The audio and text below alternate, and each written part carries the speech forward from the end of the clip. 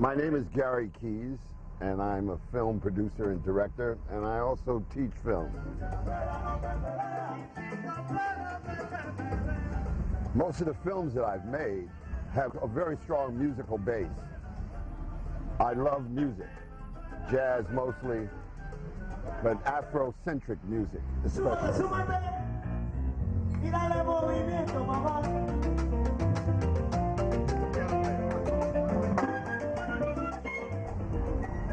A few years ago, I was asked by a fellow colleague of mine at Columbia University, Brendan Ward, would I like to go and teach a master class in Havana, Cuba. I thought that was a wonderful idea. So we, America, helped finance the Castro Revolution. It wasn't until afterwards, after he won, that the relationship became strained. So here I was, I'm going to a country that I'd heard so many negative things about and how oppressive it was, to see two things that I love. One, the music. Two, these wonderful old American cars. The dance and the music, which are so intertwined, are the same, especially in the African culture.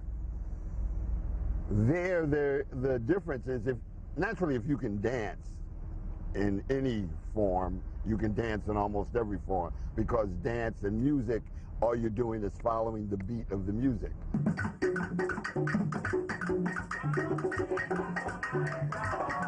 Now, I was very confused because I had heard from all the things that I was told about the embargo that the United States government has had for the last 40, 50 years, that this was a very repressive society. So it was ironic that how could a repressive society also have an incredible music that had so much freedom involved in it.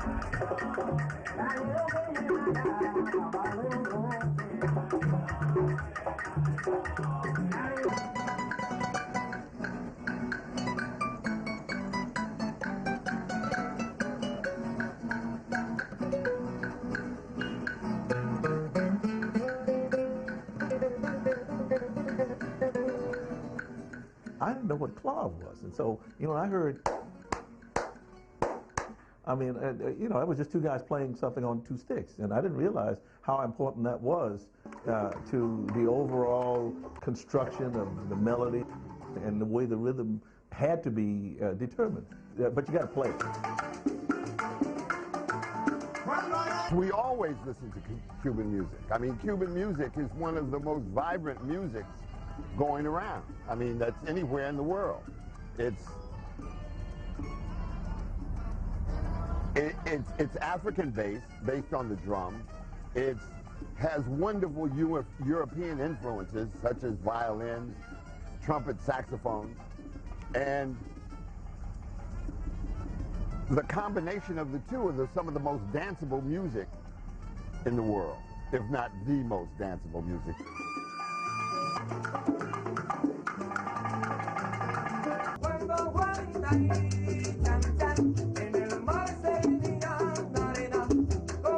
So we see all these musicians,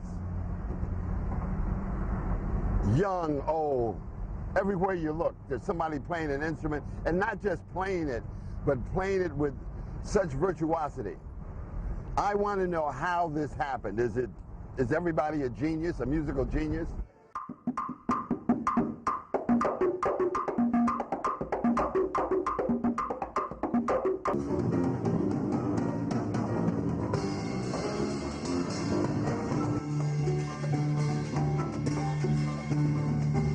I still haven't figured out what a montuno was, and that's when the piano player plays the double octaves, and then everybody picks up a rhythm instrument and kind of goes crazy. All these different rhythms are going on.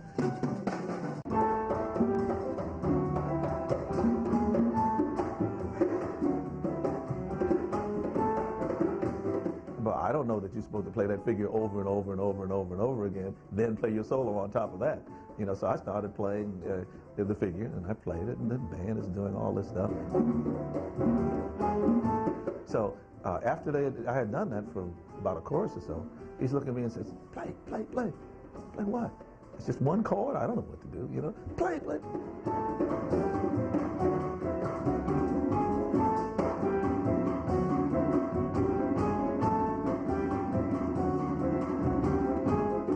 Get out of here. I can't do that.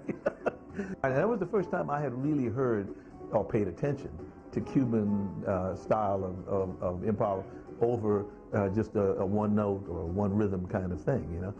And man, it just blew me away. I really worked hard to try to get that together.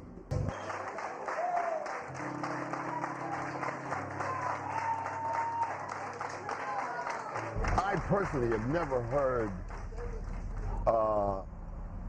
a Spanish Temptations, we'll call them. The Detroit sound of a group such as the Temptations or the Four Tops, Smokey Robinson and the Miracles.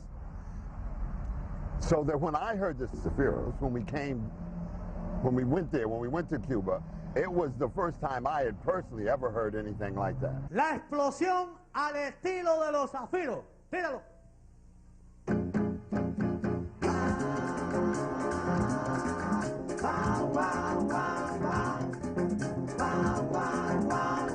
Con la bata remangada, con ambos sus campetitas, los hombres le van detrás a la vida morateca.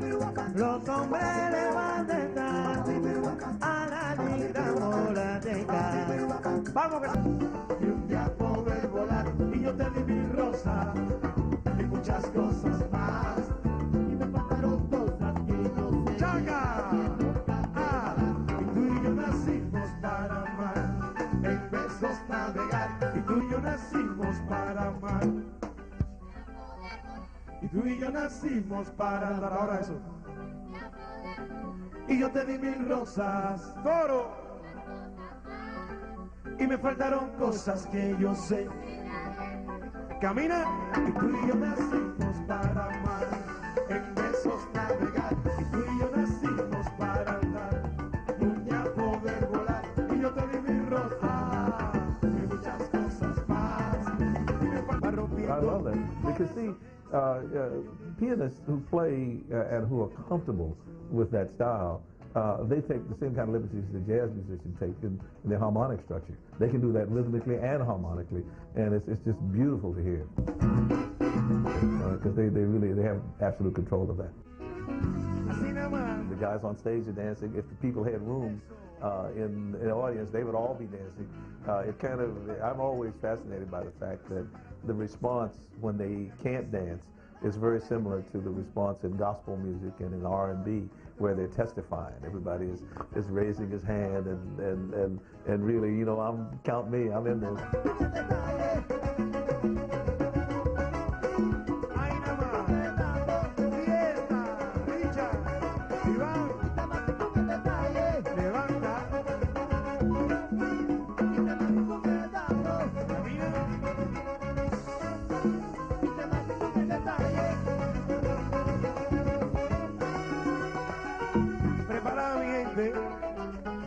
Que empezaron los ejercicios aeróbicos. Ahí nada más. Preparado, mi gente. Vamos, Miguelito.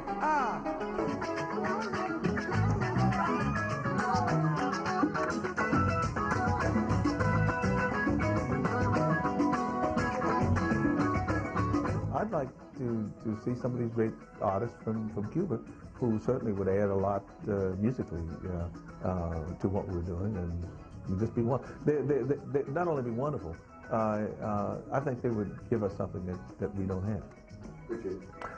This idea of playing, of using music almost like a language, speaking to someone through music. The slave that came here and invented jazz and gospel music and popular music said, I'm not going to allow my life to be ruined or my joy of life to be ruined because you are oppressing me. I think that's the same thing that the Cuban people are saying. I'm not going to let our lives or our music or our art be ruined because you're trying to oppress us.